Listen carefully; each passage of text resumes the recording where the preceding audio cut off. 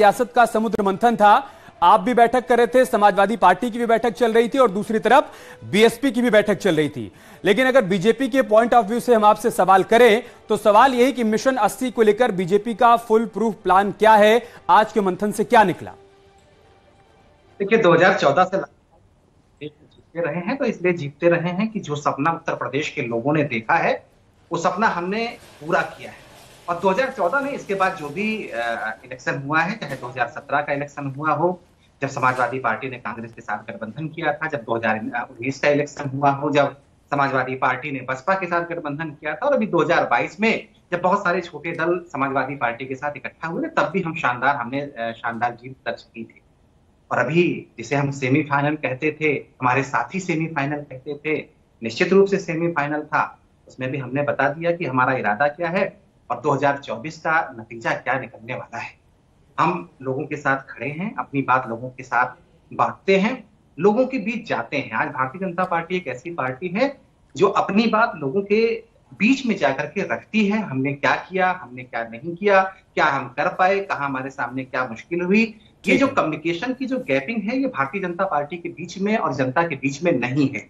दूसरे दल क्या करते हैं मुझे बताने की जरूरत नहीं है, बाकी साथी हमारे बैठे हुए हैं, वो बताएंगे कि कांग्रेस की दूरी। उनसे पूछेंगे, आलोक वर्मा जी उनसे पूछेंगे आपके मिशन 80 पर आशंका क्यों, आप वो समझ लीजिए। 2019 में जब समाजवादी पार्टी और बीएसपी एक साथ आते हैं तो आपको 9 सीटों का नुकसान होता है।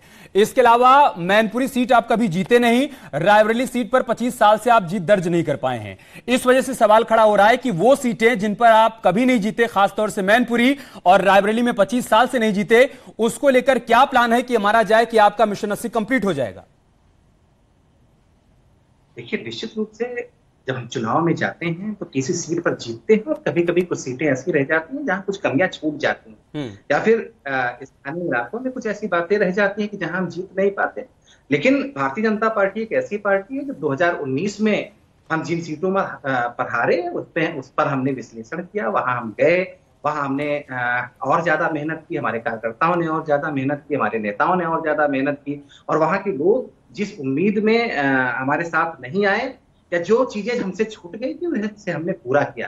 तो मुझे लगता है कि 2024 जब आएगा, इलेक्शन होगा, चुनाव होगा, तो 80 की 80 सीटें भारतीय जनता पार्टी जीतने जा रही है। और आप इससे अंदाजा लगा सकते हैं कि उत्तर प्रदेश में कई उपचुनाव 2019 के बाद हुए और ऐसे इलाके में हुए जिन्हें हमारा गढ़ नहीं माना जाता था, दूसरे लोग उसे अपना गढ़ कहते थे, उस गढ़ को भी हम भेदने में कामयाब रहे। ठीक है भदौरिया जी, 2019 में बीजेपी ने जिसे गढ़ कहा जाता था उसे भी भेद दिया।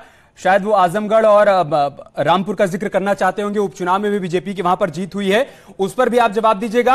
और साथ ही साथ आज जो समाजवादी पार्टी का चिंतन मंथन हुआ है उसमें क्या निष्कर्ष निकला, निकाय चुनाव में मेयर की एक भी सीट नहीं जीत पाए, उसके पीछे क्या कारण रहा, और पालिका और नगर पंचायत में आपका वोट शेयर बढ़ा है, उससे कितनी उम्मीद आप अपने लिए देख पा रहे हैं आगे? देखिए भारतीय जनता पार्टी तो ऐसी बातें कर रही है जैसे मुंगेरी लाल के हसीन सपने। वो ये भूल गए हैं कि अगर पश्चिम की ही बात कर लें खाली, तो 90 नगर पंचायत अध्यक्षों में से 64 पे हारी है, मात्र 26 पे जीती है, सपना 80 का देख रहे हैं। समाजवादी पार्टी का वोट बैंक बढ़ता चला जा रहा है, वोट बैंक शेयर, तो फिर आप जीतोगे कहां से?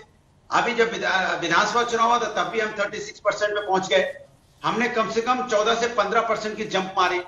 अब हम और जब इतने 14% जंप मारेंगे जिस तरह से हमने जंप मारी आपके नगर पंचायत और नगर पालिका के और जिस तरह का जो चुनाव हुए मेयर के, तो भारतीय जनता पार्टी को अभी इस बात की चिंता नहीं हो रही है, क्योंकि होनी भी नहीं चाहिए। जब आदमी को ऐसा लगता है ना, सपने देखने लगता है, उसको लगता है सब कुछ आसानी से हो रहा है। जनता के मुद्दों पे चूंकि ये बात नहीं करते, इसलिए जनता इनको नकारने के मूड में है और नकार रही है। क्योंकि इन्होंने लोकसभा में जो पहले वादे किए थे, 2019 में जो वादे हुए थे, मैं इनसे पूछना चाहता हूं उसमें कौन से वादा पूरा हुआ है? क्या किसानों की इनकम दोगुनी हो गई? क्या यहाँ रोजगार सबको मिल गया? क्या महंगाई खत्म हो गई?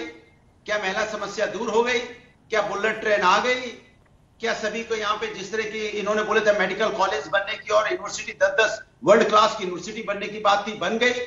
तो सवाल यह है कि ये मुद्दों पे चर्चा ही नहीं करना चाहते, इसलिए जनता जानती है कि मुद्दों पे बात नहीं करेंगे, मुद्दों से हट के बात करेंगे, इधर उधर आपको ले जाने की कोशिश करेंगे, लेकिन जो मुद्दे हैं जनता के असली मुद्दे उससे ध्यान भटकाने की बात करेंगे। अब 2024 में जब चुनाव होगा तो जनता वोट के माध्यम से इनको भटका देगी। ठीक है अनुराग जी, तब इनके समझ में आएगा कि जनता क्या होती है। मैं इस पर जवाब लूंगा, लेकिन एक बार चर्चा में सभी को शामिल कर लें। विजय मिश्रा, आज बीएसपी ने भी चिंतन मंथन किया और इमरान मसूद को हम सुन रहे थे, वो कह रहे थे कि जहां जहां ईवीएम से चुनाव हुआ वहां वहां तो बीजेपी जीत गई, जहां जहां बैलेट पेपर से चुनाव हुआ वहां पर बीजेपी को नुकसान हुआ। क्या आज के मंथन में यही निष्कर्ष निकला क्या कि हार का ठीकरा एक बार फिर से ईवीएम पर फोड़ दिया जाए, या किसी और नतीजे पर पहुंचे हैं? आज माननीय बहन जी ने सारे कार्यकर्ताओं की बैठक ली थी, सारे जितने प्रदेश स्तर के और मंडल स्तर के थे, और वहां समीक्षा की गई और ये कहा गया कि बूथ लेवल पे हम लोग फिर से तैयारी करें, मेहनत करें और जहां भी जो कमियां हुई उनको सुधार करें। अब ये ईवीएम का खेल है नहीं है, ये तो भाई पिछली बार चुनाव हुआ था, हम 2 सीटों पर जीते थे, बैलेट पेपर से हुआ था, और बैलेट पेपर से जो चुनाव जहां जहां हुए नगर निकाय, नगर पंचायत में या जिला पंचायत में होते हैं, उसमें हम लोगों की सहभागिता अच्छी रहती है। यूपी में तो अधिकतर मतदाता जो 60-65 के ऊपर का है, उसे एक तो आंख की दिक्कत है या उसे वो कम पढ़ा लिखा होता है, उसे कहीं ना कहीं दिक्कत ऐसी होती है। तो ईवीएम का हो सकता है कहीं ना कहीं कुछ ऐसा हो, लेकिन हम तो चाहते हैं विदेशों में ईवीएम हटा दिया गया है, फॉरेन कंट्रीज में ईवीएम हटा दिया गया है, तो भारत में भी हटा के बैलेट पेपर से ही चुनाव किया जाए। मतलब 24 की आपकी तैयारी यही है कि आप ईवीएम हटाने की मांग करेंगे, उसके बाद चुनावी मैदान में उतरेंगे। हमाम वाहिद, देखिए बीजेपी भी चिंतन मंथन कर रही है, समाजवादी पार्टी भी हार के कारणों की समीक्षा कर रही है और आज बीएसपी ने भी कर ली। मायावती जो कभी चुनाव प्रचार में इस बार निकाय चुनाव में नजर नहीं आई, उन्होंने भी समीक्षा बैठक कर ली है। कांग्रेस पार्टी तो कहीं नजर ही नहीं आ रही, कोई बैठक चल रही है, कोई चिंतन मंथन हो रहा है, या फिर राम भरोसे हैं 24 के लिए?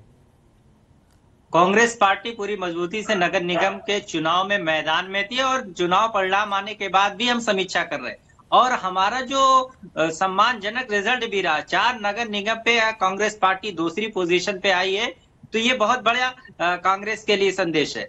और दूसरी बात, भारतीय जनता पार्टी के लोग, नेतागण, वो अब सपने हसीन जरूर देखे, लेकिन प्रधानमंत्री जी ने जो सपने दिखाए थे देश की जनता से, उत्तर प्रदेश के नौजवानों से, किसानों से, उन सपनों का क्या हुआ? आज देश की जनता वो चाह रही है कि प्रधानमंत्री ने जो वादे किए थे, नौजवानों को रोजगार देंगे, किसानों की आय दुगना करेंगे, वो एक भी वादा पूरा नहीं हुआ। और कर्नाटका से शुरुआत हो चुकी, ये 80 की बात कर रहे हैं, मोदी मैजिक की जो ढोल थी वो फट चुकी है। देश जान रहा है, कर्नाटका से संदेश आ रहा है, धीरे धीरे पूरे देश से मोदी जी का जादू खत्म होने वाला है। अच्छा, कर्नाटका की जीत के जश्न में जनता ने, हमाम भाई, कर्नाटका की जीत के जश्न में ये बात याद है या नहीं कि 2019 में अमेठी भी हार गए थे आप लोग, और विधानसभा चुनाव में 7 सीट से 2 सीट पर आ गए हैं, वोट शेयर आपका 3% के आसपास आ गया है। इस बात की चिंता है या इस बात का हर्ष है कि कर्नाटका हम जीत गए हैं? और रही बात निकाय चुनाव की, तो नगर निगम में, नगर पालिका में, नगर पंचायत में, तीनों ही जगहों पर बीएसपी और कांग्रेस का वोट शेयर घटा है, समाजवादी पार्टी, बीजेपी दोनों का बढ़ा है। जिस प्रकार, मैं बताता चलो, जिस प्रकार भारतीय जनता पार्टी ने सत्ता का दुरुपयोग किया, अधिकारियों का दुरुपयोग किया, आप देखिए कि पहला जो मतगणना हुई इसमें केवल 35% वोटिंग है। तो ये इस बात की ये बात ये साबित करता है कि किस प्रकार से सत्ता के पक्ष के लोगों ने डराने का काम किया, वोटर अपने घर से नहीं निकले, उन सब के बावजूद कांग्रेस पार्टी पूरी मजबूती से लड़ेगी। यहाँ निकाय चुनाव था तो डरा दिया, कर्नाटका में विधानसभा चुनाव था तो वहां नहीं डरा पाए, इस वजह से आप जीत गए। ठीक है, कर्नाटका ने नफरत की राजनीति को, विभाजन की राजनीति को नकार दिया, तो निकाय चुनाव में कहीं नहीं नकार दिया, यही तो सवाल किया जा रहा है। बात करेगा, ठीक है, मैं फिर आऊंगा आपके पास। आलोक वत्स जी, भारतीय जनता पार्टी का मिशन 80 को लेकर जो प्लान है, जिस तरीके से बैठ के चल रही हैं, आपको लग रहा है कि मिशन सक्सेसफुल हो जाएगा? अगर 2019 की हम तस्वीर देखें, बीएसपी और समाजवादी पार्टी के साथ आ जाने से बीजेपी का वोट शेयर बढ़ा था, लेकिन सीटें कम हो गई थी, उसे नुकसान हुआ था। हालांकि जब बाद में बीएसपी और समाजवादी पार्टी अलग हो जाती हैं तो आजमगढ़ भी जीत लेते हैं और रामपुर भी जीत लेते हैं। क्या आपको लग रहा है कि इसी के आधार पर उनकी उम्मीदें बढ़ी हुई हैं कि हमें 80 जीतना है 24 में?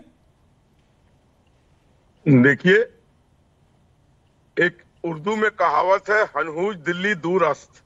अभी दिल्ली का तख्त इन सारे पार्टियों से बहुत दूर है, और कर्नाटका के चुनाव ने और हिमाचल के चुनाव ने इस बात को अच्छी तरीके से सिद्ध कर दिया है कि ईवीएम में कोई गड़बड़ी नहीं है। अगर ईवीएम में गड़बड़ी होती तो ये दोनों चुनाव वो इतने सक्सेसफुली नहीं जीत पाते। और रही बात उत्तर प्रदेश की, जहां मिशन 80 पर बीजेपी काम कर रही है, तो आप नगर निगम के चुनाव और नगर निकाय के चुनाव ही देख लें। बहन जी थोड़ा बहुत निकली, अखिलेश जी 8 बार गए, उसके मुकाबले योगी जी 30 रैलियां की और उनके कार्यकर्ताओं ने जमकर काम किया। उसका रिजल्ट आपके सामने है। 100% 17 में 17 सीट। उसके बाद और भी जगहों पर इन्होंने अच्छी पकड़ बनाई। आजमगढ़ और रामपुर इनसे छीन लिया, जो इनका पुश्तैनी सीट था। अब जो मुसलमानों में ये था कि साहब मुसलमान वोट नहीं करेगा बीजेपी को, अब तो बीजेपी ने मुसलमान कैंडिडेट भी उतारना चालू कर दिया है। नगर निगम के चुनाव, ये नगर निकाय के चुनाव में उन्होंने 8 उम्मीदवार उतारे हैं। और जो कवायद वो कर रहे हैं लगातार जनता से संपर्क का, उसमें ये लोग मीलों दूर हैं। ये सिर्फ एक पुराना एलपी बजाते हैं। ये तो बीजेपी के लिए कहा भी जाता है कि एक चुनाव खत्म नहीं होता, अगले चुनाव की